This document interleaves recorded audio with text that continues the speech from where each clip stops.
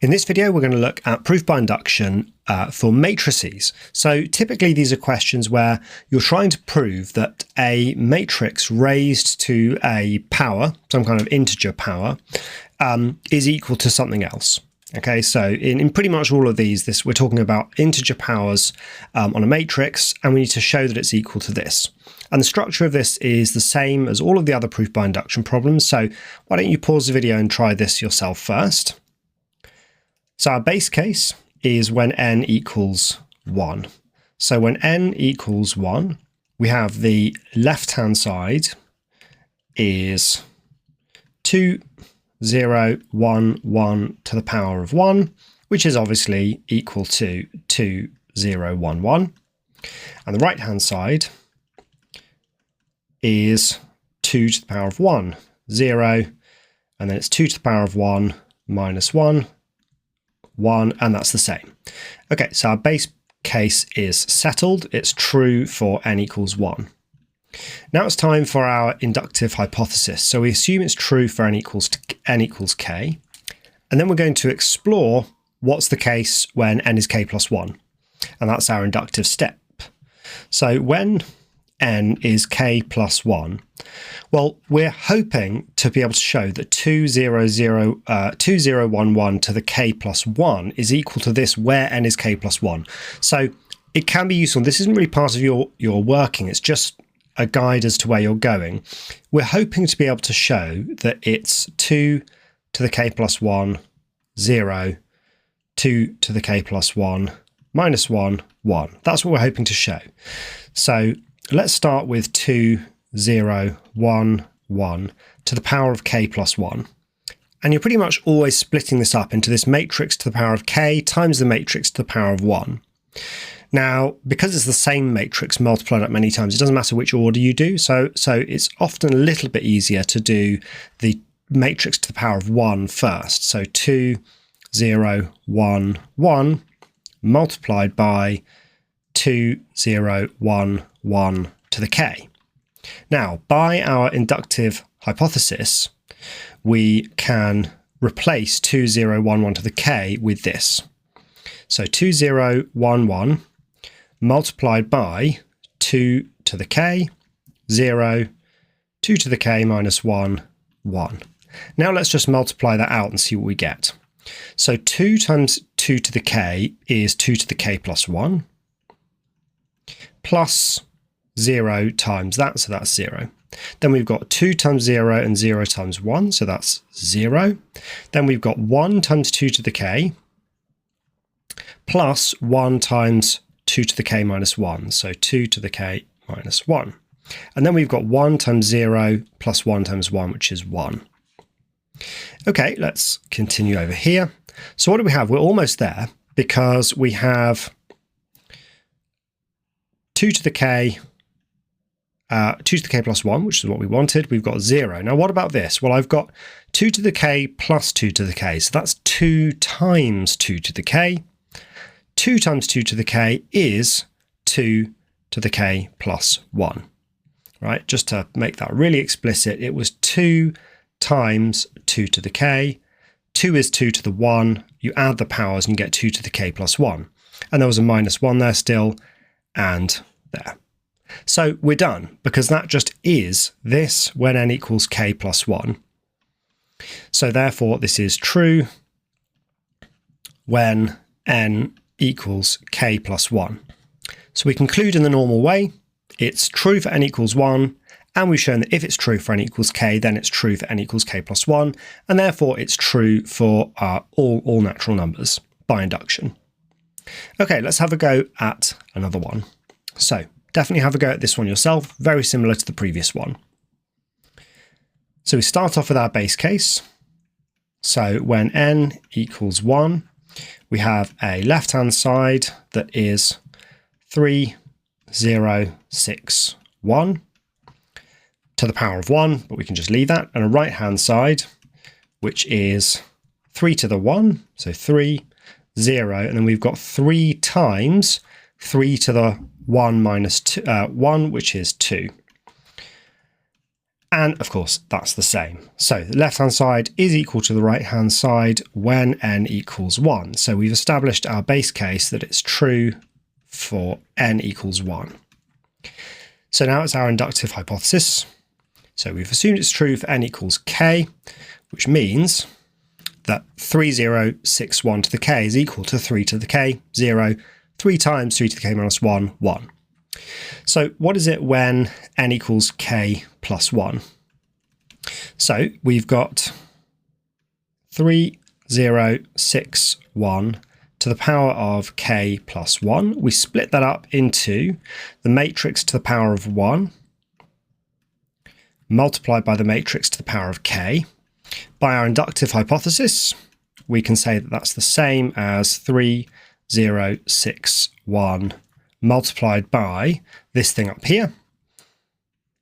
So 3 to the k, 0, 3 times 3 to the k minus 1, 1. We can just multiply this out now. So it's 3 times 3 to the k, which is 3 to the k plus 1, plus 0. Then the next one is 3 times 0 times 0 times 1, so 0 here.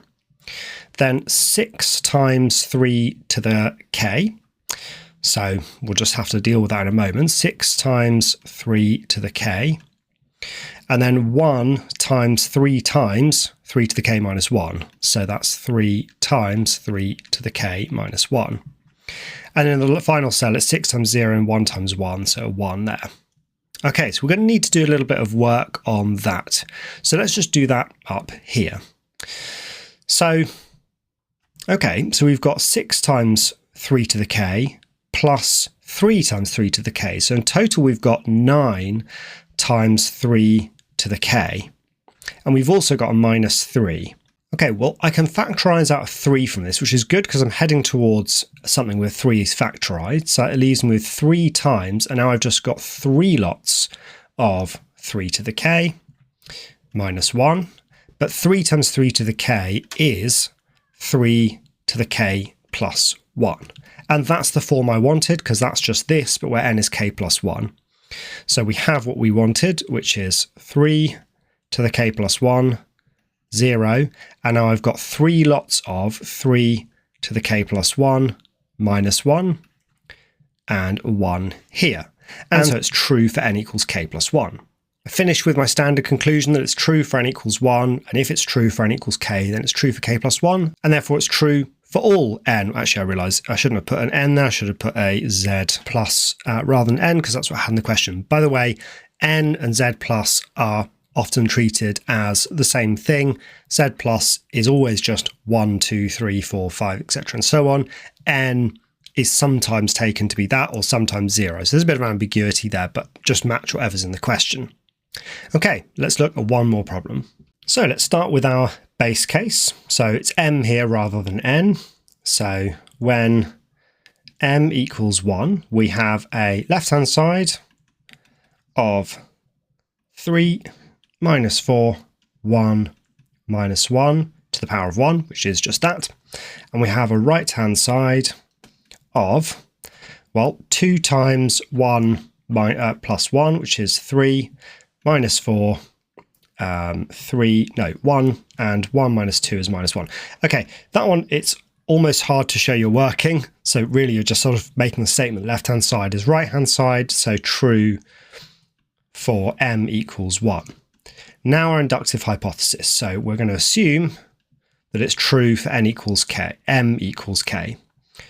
For m equals k, which means we're allowed to assume that 3 minus 4, 1 minus 1 to the power of k is equal to 2k plus 1 minus 4 k, and 1 minus 2k.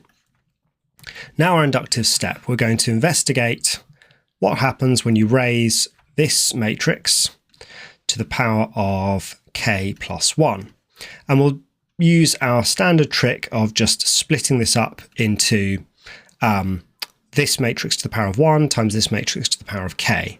So that's 3 minus 4, 1 minus 1 multiplied by 3 minus 4, 1, minus 1, all to the power of k.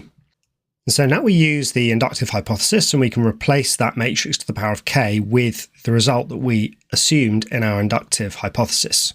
So I replace this matrix here with 2k plus 1, minus 4k, k, and 1 minus 2k. And now I just multiply this out. So we've got 3 times 2k plus 1, so that's 6k plus 3, and then minus 4k. And in my next cell, I've got 3 times minus 4k, so minus 12k, and then minus 4 times this, so that's minus 4 plus 8k. Next, we've got 1 times 2k plus 1, so 2k plus 1, and then minus k. And then finally, I've got 1 times minus 4k, so minus 4k, and then minus 1 times this, so minus 1 plus 2k. Let's neaten that up before we think about how it relates to this. So up at the top, we have 2k plus 3. Here we've got minus 4k minus 4. Here I've got k plus 1. And down here, I've got minus 2k minus 1. Okay, well, I'm hoping to show, remember, that this is the same as this, but when m is k plus 1. So let's just see if it is. So I'm hoping that this here is the same as 2 times k plus 1 plus 1, because I want it to be this, but when m is k plus 1. And is it? Well, yes, it is. Look, that's 2k plus 2 plus 1. That's 2k plus 3. And I'm hoping that the next cell is minus 4 times k plus 1. Is it? Yes, it is. Minus 4k minus 4 is the same as that. So the same as this when m is k plus 1. I'm hoping down here I've just got k plus 1, which I have. And then lastly, I'm hoping that this one is the same as 1 minus 2 times k plus 1. And is it? Well, it's 1 minus 2k minus 2.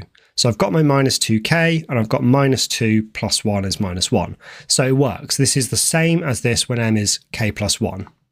And so the result is true for m equals k plus 1. And we finish with our same conclusions as always, which is it's true when m equals 1.